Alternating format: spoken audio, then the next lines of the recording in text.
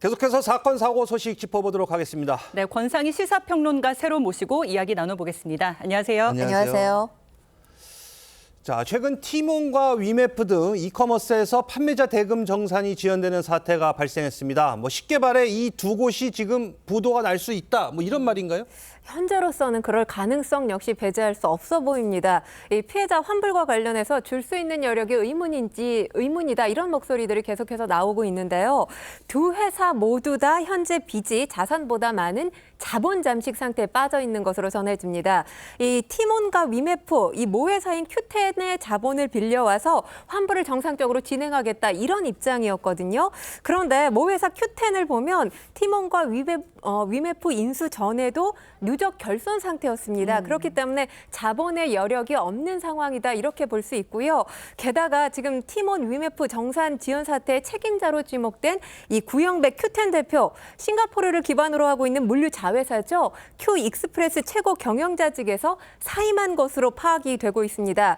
그러니까 현 상황을 해결할 수 있는 인물로 꼽힌 구 대표가 이번 사태에서 손을 놓게 된 건 아닌지 우려가 되는 상황입니다. 네, 말씀해 주신 것처럼 정말 상황이 심각한데요. 티몬과 위메프 본사에는 환불을 요청하는 소비자들 수백 명이 몰렸습니다. 영상으로 보시죠.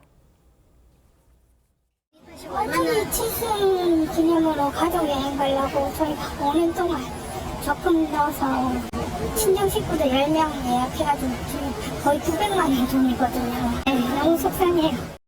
피해액은 400만 원 있고 오늘 아침 7시 반부터 와서 지금 이 시간까지 기다리고 있어요. 당연히 받아야 될 돈인데 이러고 있는 게 진짜 어이도 없고 말도 안 되는 것 같고. 빨리 순차적으로 해줘야 여기 있는 고객들도 믿음이 가는데 지금 아시다시피 그러니까 믿음이 안 가니까 사람들이 신청만 해놓고 안 나가는 거예요. 환불 될 때까지. 그러니까 신뢰가 깨진 거죠. 네, 보신 것처럼 화가 난 소비자들이 현장 점거에까지 나서면서 사고로도 이어졌습니다. 지금 피해 규모가 어느 정도로 예상이 되나요? 일단 지금 4일간 피해자 피해 상담 건수 4천 건 이상 접수된 것으로 알려졌는데 정부가 파악하고 있는 피해 규모가 한 1,700억 원 규모입니다. 네. 하지만 지금 업계 관계자들에 따르면 미정산액 3천억 원을 웃돌 가능성도 있다. 이런 목소리가 나오거든요. 그렇기 때문에 이 사태와 관련해서 단기간에 해결되기는 어렵지 않겠느냐. 이렇게 전망할 수 있겠습니다.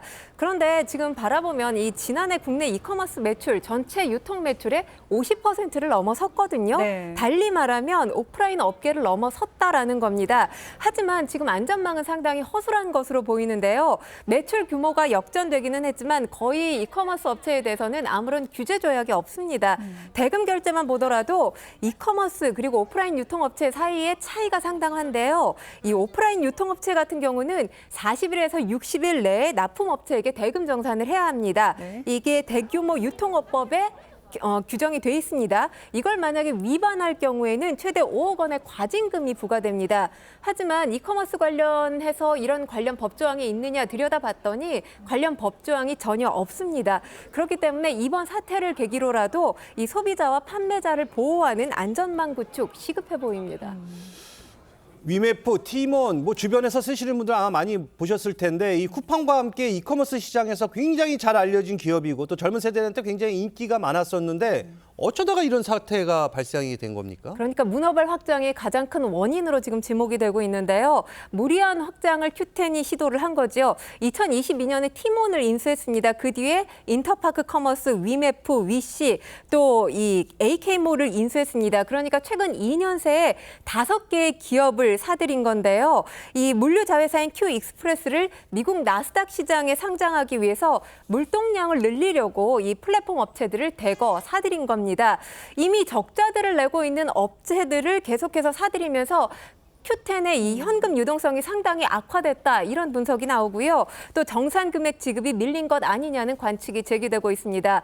이 티몬과 또 위메프의 기업 회생 가능성이 거론되면서 추가 피해자가 더 늘지 않겠느냐 이런 관측도 제기되고 있는 상황입니다. 네, 그래서 정부는 지금 정책자금 지원 방안까지 검토 중이다 이렇게 이야기를 하는데 사실 지금 소비자들이 수십만 원에서 수백만 원 이렇게 환불 못 받고 있는 분들 많잖아요. 가장 관심은 내 돈을 환불받을 수 있느냐 이거잖아요. 그렇죠. 이 지금 카드로 결제하신 분들은 그나마 조금은 안심하실 수 있을 것 같습니다. 9개 카드사가 이 티몬 위메프에서 정상적으로 물품과 서비스 등을 결제하고 이걸 제공받지 못한 소비자의 경우에 카드사의 이용대금 이의제기 절차를 통해서 결제 이 축소 신청을 할 수 있도록 했습니다. 결제 금액이 20만 원 이상의 이 할부 3개월 이상 결제를 했을 경우에는 할부 계약을 철회하거나 자녀 할부급 지급 거절이 가능해집니다.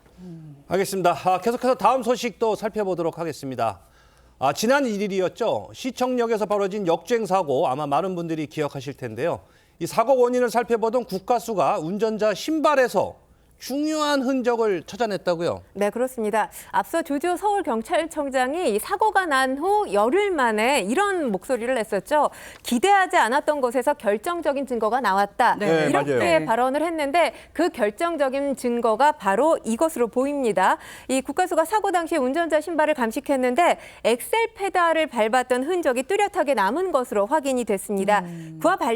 그와 반대로 이제 브레이크 페달 자국은 없었던 것으로 지금 확인이 되고 있는데요. 이 국가수 분석에 따르면 아무리 세게 밟는다고 해도 신발 밑창에 쉽게 관련 자국이 남지는 않는다고 합니다. 하지만 교통사고가 나면 상황이 달라진다는 거죠.